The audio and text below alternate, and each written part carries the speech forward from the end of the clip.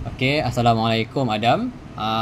Apa khabar? Waalaikumsalam. Terima kasihlah Baik. kerana sudi untuk meluangkan masa dengan saya untuk uh, membincangkan topik kita pada hari ini, iaitu berkaitan aplikasi-aplikasi yang best untuk pembelajaran digital. Okey Adam, untuk soalan yang pertama, bolehkah Adam menceritakan sedikit tentang uh, diri Adam?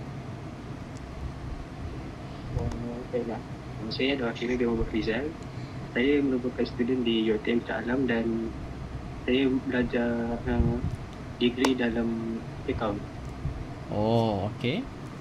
Okey, kita pergi ke soalan seterusnya. Okey Adam, boleh saya tahu apakah aplikasi pembelajaran digital yang uh, saudara Adam sedang gunakan atau memang selalu guna?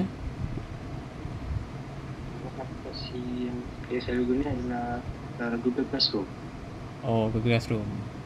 Okey, boleh saya tahu apakah apa tu? Apakah ciri-ciri yang Adam suka tentang aplikasi Google Classroom itu?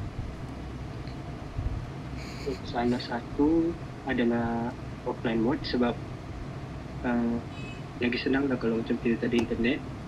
Itu yang pertama. Yang kedua merupakan uh, kita punya lecturers ataupun teachers boleh komen dekat kita punya video yang kita hasil kepada diorang.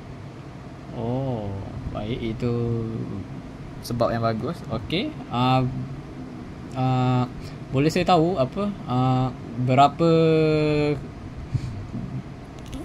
berapa kerapkah Adam gunakan app itu, dan untuk tujuan apa Adam gunakan app Google Classroom itu? Kemudian saya sekarang ni dalam semester 2, saya memang tetaplah gunakan Google Classroom, dan dalam subjek yang saya belajar, saya menggunakan 2 subjek untuk hantar saya punya kerja dah dalam Google Classroom tu. Oh, memang saya nampak. Okey. Kita pergi ke soalan terakhir. Kalau jikalau Adam diberi peluang, apakah ciri-ciri yang Adam mahu tambah atau ubah tentang apa app Google ni Classroom ni, supaya dia lebih apa best untuk para pelajar guna? Dan sekarang macam ada zaman AI apa semua kan. So saya rasa yang paling baik adalah untuk tambah macam AI untuk generate video ataupun bukan generate video, generate nota ataupun mind maps lah.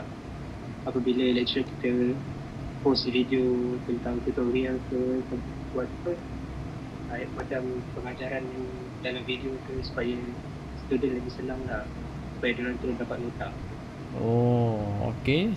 Wah, so melalui perbualan ni saya dapat rumuskanlah memang Google Classroom ni memang banyak sebab yang perlu pelajar terokai lah tentang app ni, supaya mereka punya pembelajaran digital mereka menjadi lebih bermakna. So saya rasa itu saja kita punya perbincangan pada malam ini. Okey, sekali lagi terima kasih kerana sudi meluangkan masa dengan saya bagi membincangkan topik ini.